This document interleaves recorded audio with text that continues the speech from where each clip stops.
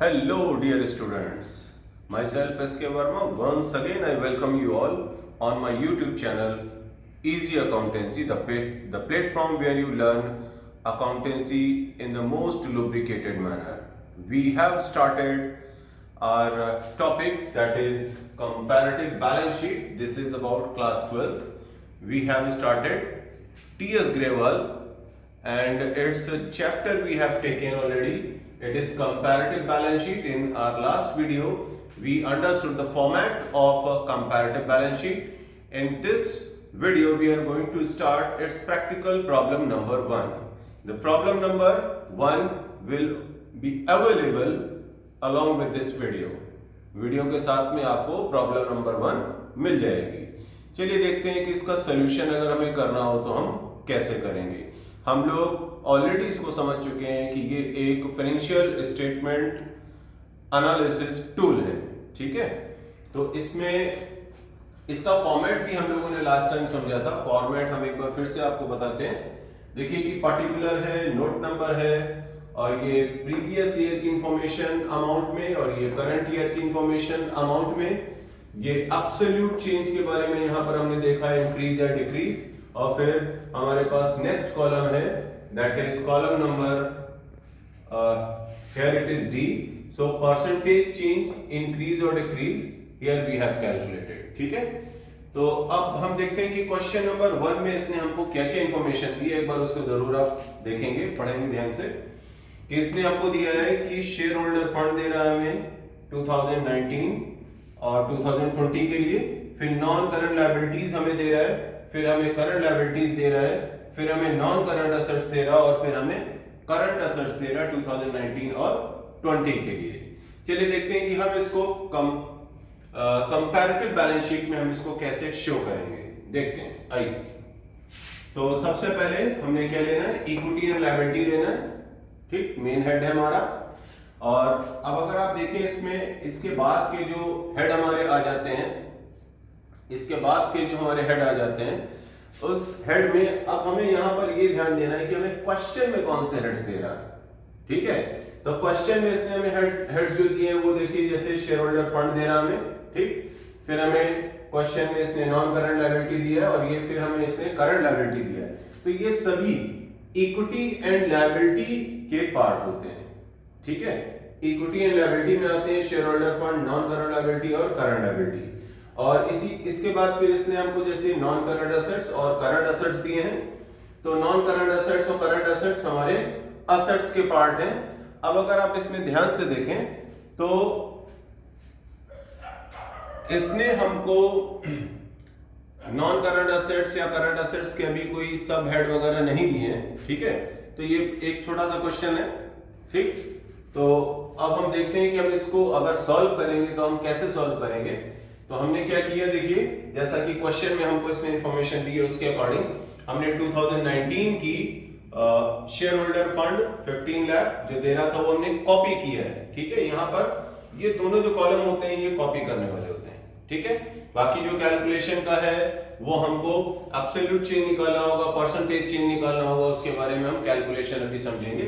पहले हमें यहाँ पर कॉपी करना है क्वेश्चन से. तो 2019 का शेयर होल्डर फंड हमने लिख लिया 15 लाख, नॉन करंट लायबिलिटी हमने लिख लिया 7,50,000, करंट लायबिलिटी हमने लिख लिया 2,50,000.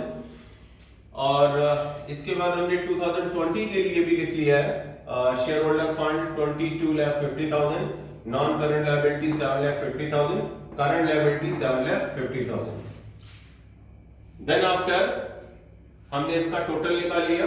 तो देखिए 2019 में टोटल आ रहा है 25 लाख और 2020 में टोटल आ रहा है 37,50,000. इसके बाद हमने क्वेश्चन से ही असेट्स को भी कॉपी किया है. ठीक है, पूरा कॉपी किया, कुछ नहीं इसमें करना है, केवल कॉपी करना है क्वेश्चन से. ठीक है, तो नॉन करंट असेट हमने 17,50,000 हमें ऑलरेडी 2019 का दे रहा है, वो कॉपी किया. और 2020 का 26,25,000 दे रहा है. फिर करंट असेट्स इसने हमको क्वेश्चन में 2019 के लिए 7,50,000 दिए और 2020 के लिए हमें 11,25,000 दिए. ठीक है, फिर हमने इसके बाद इसका टोटल उतार लिया. देखिए टोटल आप देख लीजिए, चाहे टैली हो रहा है 25 लाख लायबिलिटी का टोटल आया था, इक्विटी लायबिलिटी का, और वही हमको टोटल असेट्स का भी मिल रहा है। वर्टिकल फॉर्मेट हम लोग फॉलो कर रहे हैं यहाँ पर, ठीक है।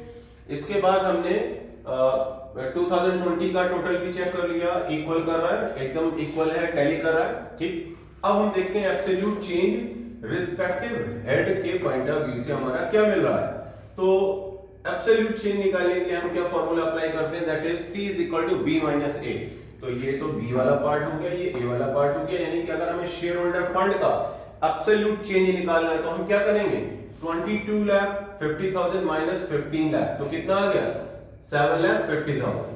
और इसी तरीके से नॉन करंट लायबिलिटी का हमने एब्सोल्यूट चेंज निकाला है, तो यहाँ भी 7,50,000 है 2020 का, और 2019 का भी 7,50,000। So there is no difference between them, okay. तो कोई भी एब्सोल्यूट चेंज हमें देखने में नहीं आया है एज इट इज, तो that's why we are putting a dash only. अब इसके बाद करंट लायबिलिटी हम देखते हैं, तो B माइनस से हमने एक बार फिर से करना है।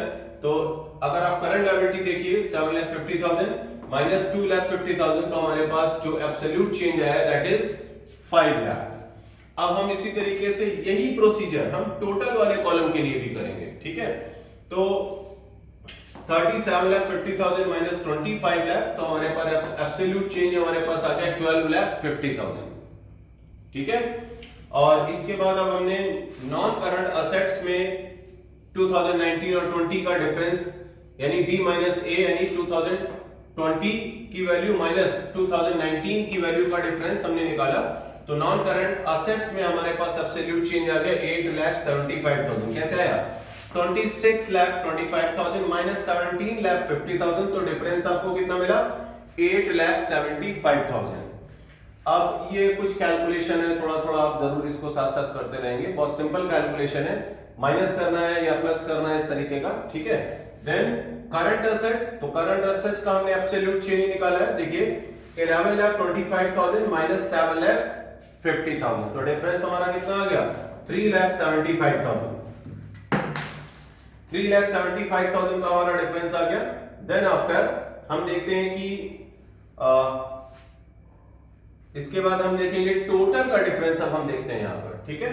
तो 37,50,000 और 25 लाख, डिफरेंस हमने निकाला यहां पर कितना आ गया 12,50,000, ठीक।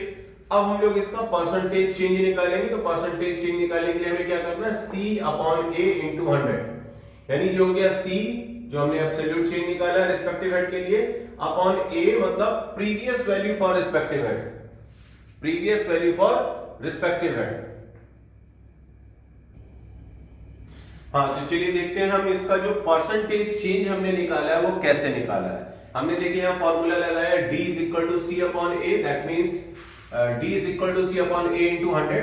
तो अब अगर हम शेयर होल्डर फंड का परसेंटेज निकालेंगे तो हम कैसे निकालेंगे, तो D is equal to C upon A, यानी कि अगर हम यहाँ पर देख लें C अपॉन A इंटू 100, हम शेयर होल्डर फंड का निकाल के आपको बता रहे हैं, एकदम ऐसे ही बाकी सारे हेड्स में भी यही प्रोसीजर आपको फॉलो करना है, ठीक है। तो अगर हम शेयर होल्डर फंड के लिए देखें, C मतलब 7,50,000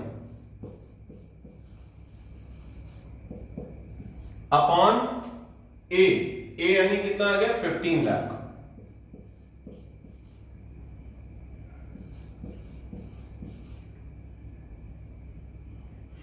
इनटू 100। तो अब अगर आप इसको कैलकुलेट करके देखिए हमारे पास ये कितना आ रहा है, देखते हैं।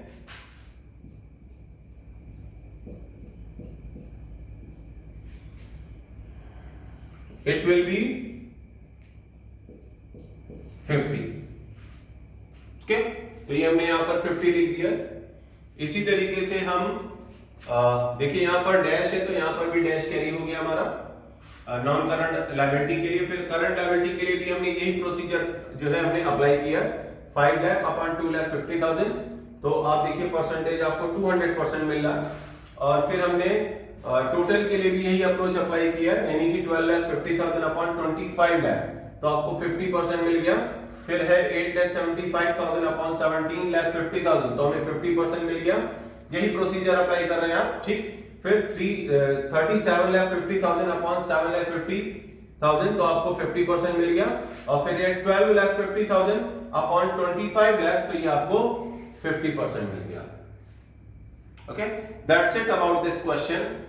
The solution that we have done, problem number 1, and the topic that we have taken, it is comparative balance sheet. Okay, so I hope it is quite clear to all of you. So that's it about this question number 1 that we have done, and it is 100% clear to all of you. This is what I believe. And अगर आपका कहीं कोई doubt रह गया है, वैसे तो आपका कोई डाउट नहीं होना चाहिए, तो फिर भी आप हमें कमेंट कर सकते हैं, अपनी बात रख सकते हैं, ठीक है। और that's it, thanks for watching the video. और अगले वीडियो में हम और भी इसी टॉपिक को लेकर के कुछ और क्वेश्चंस हम आपके साथ लेकर के आएंगे क्लास 12 के, ठीक है। तो इसी thank you for watching the video, thank you all.